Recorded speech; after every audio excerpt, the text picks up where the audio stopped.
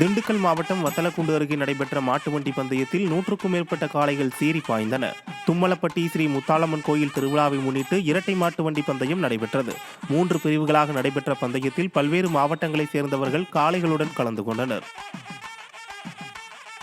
உலக பிரசித்தி பெற்ற காரைக்கால் அம்மையார் மாங்கனி திருவிழாவின் பந்தக்கால் நிகழ்ச்சி வெகு விமர்சையாக நடைபெற்றது. காரைக்காலில் அமைந்துள்ள உலக பிரசித்தி பெற்ற காரைக்கால் அம்மையார் கோயிலில் இந்த ஆண்டுக்கான மாங்கனி திருவிழா ஜூன் 19ஆம் தேதியன்று மாலை மாப்பிள்ளை அழைப்பு நிகழ்ச்சியுடன் தொடங்குகிறது. இதனையொட்டி பந்தக்கால் முகூர்த்தம் நடைபெற்றது. இதில் ஏராளமான பக்தர்கள் கலந்து கொண்டனர். குமரி மாவட்டத்தில் கூட்டாலுமூடு பத்ரேஸ்வரி அம்மன் கோயில் 5ஆம் நாள் திருநாளில் அம்மன் யானை மீது எழுந்தருளும் நிகழ்வு விமர்சையாக நடைபெற்றது. பிரசித்தி பெற்ற கூட்டாலுமூடு பத்ரேஸ்வரி அம்மன் கோயிலில் சித்திரை திருவிழா கடந்த 28ஆம் தேதி கொடியேற்றத்துடன் கோலாகலமாக தொடங்கியது. இவ்விழாவின் 5ஆம் திருநாளில் அம்மன் யானை மீது எழுந்தருளும் நிகழ்வு வெகு விமர்சையாக நடைபெற்றது. இதில் அம்மன் விக்கிரகம் யானை மீதும், கணபதி மற்றும் கிருஷ்ணசுவாமி விக்கிரகங்களை தேரில் வைத்து பக்தர்கள் தோளில் சுமந்தபடி எடுத்துச் சென்றனர். இந்நிகழ்வில் ஏராளமான பக்தர்கள் கலந்து கொண்டு சாமி தரிசனம் செய்தனர்.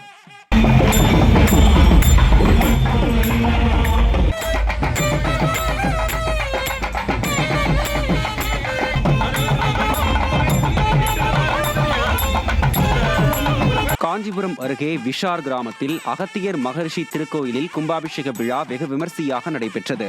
இந்த விழாவில் 16 அடி அகலமும் 33 அடி உயரமும் கொண்ட இந்த கோவில் முழுவதும் கருங்கற்களால் கட்டி முடிக்கப்பட்டது.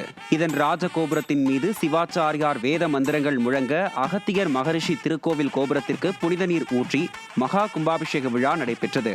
விழாவில் 1000க்கும் மேற்பட்ட பக்தர்கள் கலந்து கொண்டு சுவாமி தரிசனம் செய்தனர். மயிலாடுதுறையை அடுத்த ஆனந்த தாண்டவபுரத்தில் உள்ள பஞ்சவடீஸ்வரர் ஆலயத்தில் கும்பாபிஷேக விழா வெகு விமர்சையாக நடைபெற்றது. 6 கால யாகசாலையில் வைத்து பூஜை செய்யப்பட்ட புனித நீர் சுவாமி அம்பாள் கருவறை கோபுரங்கள், ராஜகோபுரங்கள், பரிவார தெய்வங்களின் கோபுரங்களுக்கு ஊற்றி கும்பாபிஷேகம் நடைபெற்றது.